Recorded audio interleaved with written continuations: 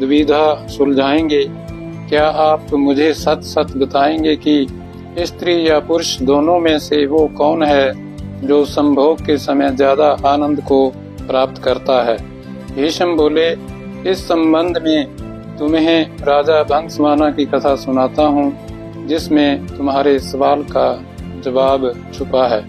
राजा भंगस्वाना की कथा इस प्रकार है। बहुत समय पहले भंगस्वाना नाम का एक राजा रहता था। वह न्यायप्रिय और बहुत यशस्वी था, लेकिन उसके कोई पुत्र नहीं था। एक बालक की इच्छा में उस राजा ने एक अनुष्ठान किया जिसका नाम था अग्निष्टुता। क्योंकि उस हवन में केवल अग्नि भगवान का आदर हुआ था, इसलिए देवराज इंद्र काफी क्रोधित हो गए। इंद्र अपने गुस्से को निकालने के लिए एक मौका ढूंढने लगे ताकि राजा भंगस्वाना से कोई गलती हो और वह उसे दंड दे सके। पर भंगस्वाना इतना अच्छा राजा था कि इंद्र को कोई मौका नहीं मिल रहा था, जिस कारण से इंद्र का गुस्सा और बढ़ता जा रहा था। एक दिन राजा शिकार पर निकला। इंद्र ने सोचा ये सही समय है और अपने अपमान का बदला लेने का, और इंद्र ने राजा को सम्मोहित कर दिया। राजा भंगस्वाना जंगल में इधर उधर भटकने लगा। अपनी सम्मोहित हालत में वह सब सुध बुध खो बैठा। न उसे दिशाएं समझ आ रही थीं और न ही अपने सैनिक दिख रहे थे। भूख प्यास ने उसे व्याकुल कर दिया था। अचानक उसे एक छोटी सी नदी दिखाई दी जो किसी जादू सी सुंदर लग रही थी। राजा उस नदी की तरफ बढ़ा और पहले उसने अपने घोड़े को पानी पिलाया, फिर खुद पिया। जैसे ही राजा ने नदी के अंदर प्रवेश किया, पानी पिया, उसने देखा कि वह बदल रहा है। धीरे धीरे वह एक स्त्री में बदल गया। शर्म से बोझिल वह राजा जोर जोर से विलाप करने लगा। उसे समझ नहीं आ रहा था कि ऐसा उसके साथ क्यों हुआ। राजा भंगस्वाना सोचने लगा, हे प्रभु, इस अनर्थ के बाद मैं कैसे अपने राज्य वापस जाऊं? मेरे अग्निष्टुता अनुष्ठान से मेरे 100 पुत्र हुए हैं, उन्हें मैं अब कैसे मिलूंगा? क्या कहूंगा? मेरी रानी महारानी जो मेरी प्रतीक्षा कर रही हैं, उनसे कैसे मिलूंगा? मेरे पौरुष के साथ साथ मेरा राजपाट सब चला जाएगा। मेरी प्रजा का क्या होगा? इस तरह से विलाप करता राजा अपने राज्य वापस लौटा। स्त्री के रूप में जब राजा वापस पहुंचा तो उसे देखकर सभी लोग अचंभित रह गए। राजा ने सभा बुलाई और अपनी रानियों, पुत्रों, मंत्रियों से कहा कि अब मैं राजपाट संभालने के लायक नहीं रहा हूँ। तुम सभी लोग सुख से यहाँ रहो और मैं जंगल में जाकर अपना बाकी का जीवन बिताऊंगा। ऐसा कहकर वह राजा जंगल की तरफ प्रस्थान कर गया। वहां जाकर वह स्त्री रूप में एक तपस्वी के आश्रम में रहने लगी, जिनसे उसने कई पुत्रों को जन्म दिया। अपने उन पुत्रों को वह अपने पुराने राज्य ले गई और अपने पुराने बच्चों से बोली, तुम मेरे पुत्र हो। जब मैं एक पुरुष था, ये मेरे पुत्र हैं। जब मैं एक स्त्री हूँ, मेरे राज्य को मिलकर भाइयों की तरह संभालो। सभी भाई मिलकर रहने लगे। सबको सुख से जीवन व्यतीत करता देख देवराज इंद्र और ज्यादा क्रोधित हो गए और उनसे बदले की भावना फिर जागने लगी। इंद्र सोचने लगा कि ऐसा लगता है कि राजा को स्त्री में बदलकर मैंने उसके साथ बुरे की जगह अच्छा कर दिया है। ऐसा कहकर इंद्र ने एक ब्राह्मण का रूप धारा और पहुंच गया राजा भंगस्वाना के राज्य में। वहां जाकर उसने सभी राजकुमारों के कान भरने शुरू कर दिए। इंद्र के भड़काने की वजह से सभी भाई आपस में लड़ पड़े और एक दूसरे को मार डाला। जैसे ही भंगस्वानों को इस बात का पता चला, वह शोकाकुल हो गया। ब्राह्मण के रूप में इंद्र राजा के पास पहुंचा और पूछा कि वह क्यों रो रही है। भंगस्वाना ने रोते रोते पूरी घटना इंद्र को बताई तो इंद्र ने अपना असली रूप दिखाकर राजा को उसकी गलती के बारे में बताया। इंद्र ने कहा, क्योंकि तुमने सिर्फ अग्नि को पूजा और मेरा अनादर किया, इसलिए मैंने तुम्हारे साथ यह खेल रचा। यह सुनते ही भंगस्वाना इंद्र के पैरों में गिर गया और अपने अनजाने में किया अपराध के लिए क्षमा मांगी। राजा की ऐसी दयनीय दशा देखकर इंद्र को दया आ गई। इंद्र ने राजा को माफ करते हुए अपने पुत्रों को जीवित करवाने का वरदान दिया। इंद्र बोले, हे स्त्री रूपी राजन, अपने बच्चों में से किसी एक को जीवित कर लो। भंगस्वाना ने इंद्र से कहा, अगर ऐसी ही बात है तो मेरे उन पुत्रों को जीवित कर दो जिन्हें मैंने स्त्री की तरह पैदा किया है। हैरान होते हुए इंद्र ने इसका कारण पूछा तो राजा ने जवाब दिया, हे इंद्र, एक स्त्री का प्रेम एक पुरुष के प्रेम से बहुत अधिक होता है, इसलिए मैं अपनी कोख से जन्मे बालकों का जीवन दान मांगती हूँ। भीष्म ने इस कथा को आगे बढ़ाते हुए युधिष्ठिर को कहा कि इंद्र यह सब सुनकर प्रसन्न हो गए और उन्होंने राजा के सभी पुत्रों को जीवित कर दिया। उसके बाद इंद्र ने राजा को दोबारा पुरुष रूप देने की बात की।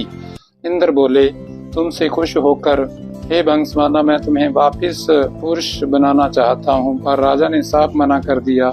स्त्री रूपी भंगस्वाना बोला, हे देवराज इंद्र, मैं स्त्री रूप में ही खुश हूँ और स्त्री ही रहना चाहता हूँ। यह सुनकर इंद्र उत्सुक हो गए और पूछ बैठे कि ऐसा क्यों राजन, क्या तुम वापिस पुरुष बनकर अपना राजपाट नहीं संभालना चाहते? भंगस्वाना बोला, क्योंकि संभोग के समय स्त्री को पुरुष से कई गुना ज्यादा आनंद, तृप्ति और सुख मिलता है, इसलिए मैं स्त्री ही रहना चाहूँगा। इंद्र ने तथास्तु कहा और वहां से प्रस्थान किया। भीष्म बोले, हे युधिष्ठिर, यह बात स्पष्ट है कि स्त्री को संबंधों के समय पुरुष से ज्यादा सुख मिलता है। Thank you.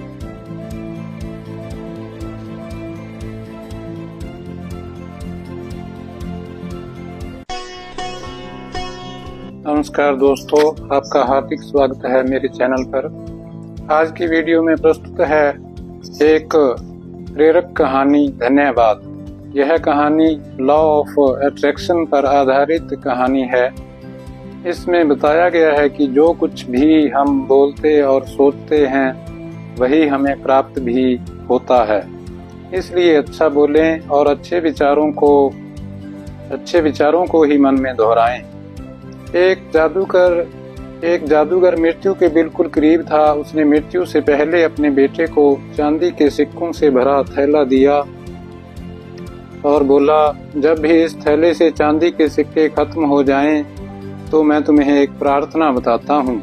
उसे दोहराने से चांदी के सिक्के फिर से भरने लग जाएंगे। उसने बेटे के कान में 4 शब्दों की प्रार्थना कही और मर गया। अब बेटा चांदी के सिक्कों से भरा थैला पाकर आनंदित हो उठा और उसे खर्च करने में लग गया।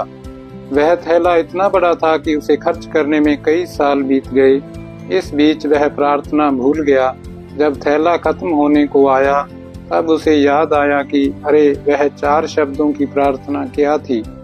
उसने बहुत याद किया, उसे याद ही नहीं आया। अब वह पड़ोसियों से पूछने लगा, ऐसी कोई प्रार्थना तुम जानते हो क्या जिसमें 4 शब्द हैं? एक पड़ोसी ने कहा, हाँ, एक 4 शब्दों की प्रार्थना मुझे मालूम है, ईश्वर मेरी मदद करो। उसने सुना और लगा ये वे शब्द नहीं थे, कुछ अलग थे। फिर भी उसने वह शब्द बहुत बार दोहराए, लेकिन चांदी के सिक्के नहीं बढ़े। वह बहुत दुखी हुआ। वह एक पादरी से मिला। उन्होंने बताया, ईश्वर तुम महान हो, ये 4 शब्दों की प्रार्थना हो सकती है, मगर इसके दोहराने से भी थैला नहीं भरा। अब वह एक नेता से मिला। उसने कहा, ईश्वर को वोट दो। यह प्रार्थना भी कारगर साबित नहीं हुई। वह बहुत उदास हुआ। उसने सभी से मिलकर देखा, मगर उसे वह प्रार्थना नहीं मिली जो पिताजी ने बताई थी।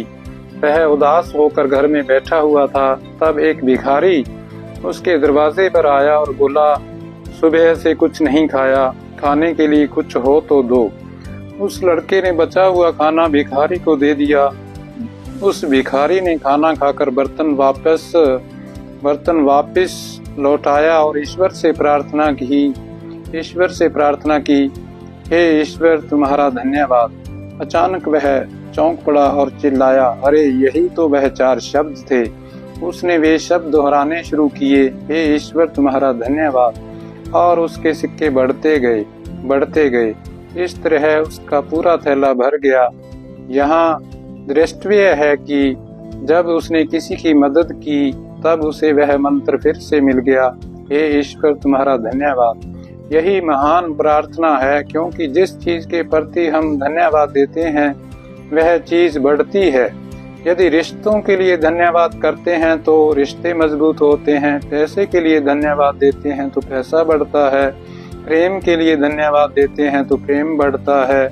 ईश्वर या गुरु जी के प्रति धन्यवाद के भाव निकलते हैं कि ऐसा ज्ञान सुनने तथा पढ़ने का मौका हमें प्राप्त हुआ। बिना किसी प्रयास से यह ज्ञान हमारे जीवन में उतर रहा है। वरना ऐसे अनेक लोग हैं जो झूठी मान्यताओं में जीते हैं और उन्हीं मान्यताओं में ही मरते हैं। मरते वक्त भी उन्हें सत्य का पता नहीं चलता, उसी अंधेरे में जीते हैं, मरते हैं। हे ईश्वर तुम्हारा धन्यवाद। ये 4 शब्द नहीं, प्रार्थना की शक्ति हैं। यदि यह 4 शब्द दोहराना किसी के लिए कठिन है तो इसे 3 शब्दों में कह सकते हैं, ईश्वर तुम्हारा धन्यवाद। ये 3 शब्द भी ज्यादा लग रहे हों तो 2 शब्द कहें, वीश्वर धन्यवाद। और 2 शब्द भी ज्यादा लग रहे हों तो सिर्फ एक ही शब्द कह सकते हैं, धन्यवाद। दोस्तों, वीडियो अगर अच्छी लगी है तो लाइक, शेयर, कमेंट अवश्य करें और चैनल को भी सब्सक्राइब करना ना भूलें। Thank you.